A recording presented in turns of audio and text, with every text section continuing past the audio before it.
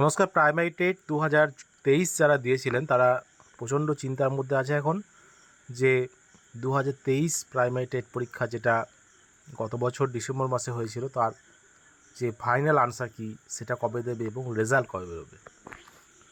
তো গত মাসে অর্থাৎ জুন মাসেই কিন্তু একটা সূত্র মারফত জানা গেছিলো যে জুলাই মাসের ফার্স্ট উইকে রেজাল্ট দেওয়ার কথা, কিন্তু এখনও আজকে ফার্স্ট উইকের লাস্ট দিন, তো এখনও পর্যন্ত কিন্তু কোনো ফাইনাল আনসার কি কিন্তু আপলোড করেনি প্রাথমিক শিক্ষা পর্ষদ।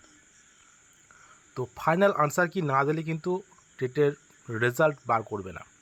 ফাইনাল আনসার কি দেওয়ার পরে কিন্তু টেটের রেজাল্টটা বার করবে, কারণ এই ফাইনাল আনসার কি ভিত্তিতেই কিন্তু টেটের রেজাল্টটা হবে।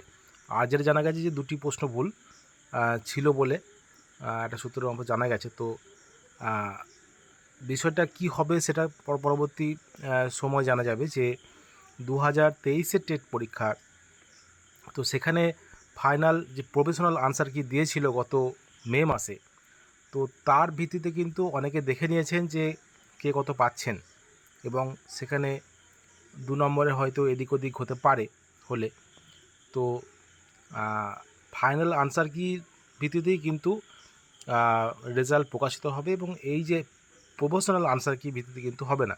যদি কিছু পরিবর্তন হয় সেই ক্ষেত্রে কিন্তু ফাইনাল আনসার কি হিসেবেই কিন্তু রেজাল্টটা প্রকাশিত হবে। তো এই সপ্তাহে কিন্তু এখনও পর্যন্ত হলো না, আর হওয়ার সম্ভাবনা দেখতেও পাচ্ছি না। তো আগামী সপ্তাহে হয়তো হতে পারে 2023-এর টেট পরীক্ষার যে রেজাল্ট, কারণ চ্যালেঞ্জ জানানোর ডেট গত মাসের 9 তারিখে শেষ হয়েছে, এবং তার পরবর্তী সময়ে কিন্তু বিষয়ভিত্তিক প্রতিটা বিষয়ভিত্তিক এক্সপার্ট কমিটি কিন্তু বসে সেই চ্যালেঞ্জ প্রশ্নগুলিকে আবার ভেরিফিকেশন করেছে। তো এর পরবর্তী সময়ে ফাইনাল আনসার কি প্রকাশ করার পরেই কিন্তু দিয়ে দেবে রেজাল্ট, এবং যারাই পাস করবেন, যদিও সেই সংখ্যাটা হয়তো অনেকটাই কম হবে গত বছরের তুলনায়, তো যারাই পাস করবেন তারা কিন্তু নিয়োগের জন্য একটা ভালো সুযোগ কিন্তু পেয়ে যাবেন। আর 1,79,000 মতো ক্যান্ডিডেট সম্ভবত পরীক্ষা দিয়েছিল, সবাই কিন্তু এলিজিবল নয়, কারণ NIOS যারা পরীক্ষা দিয়েছিলেন তারা কিন্তু টেট পাসের সার্টিফিকেট পাবেন না।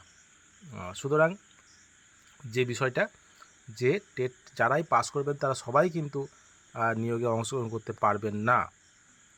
কেন পারবেন না? যা NIOS ক্যান্ডিডেট যারা পাস করবেন তারা কিন্তু নিয়োগে অংশগ্রহণ করতে পারবেন না, এটাই কিন্তু বিষয়। কারণ মহামান্য সুপ্রিম কোর্টের রায় অনুযায়ী কিন্তু এইটাই চালু হয়ে গেছে যে NIOS ক্যান্ডিডেটরা কিন্তু ফ্রেশ রিক্রুটমেন্টে কিন্তু অংশগ্রহণ করতে পারবে না। সুতরাং যারা পাস করবেন সবাই কিন্তু নিয়োগে অংশগ্রহণ করতে পারবেন না। যারা শুধুমাত্র 2 বছরের DLED আছে রেগুলার, তারাই কিন্তু নিয়োগে অংশগ্রহণ করতে পারবেন।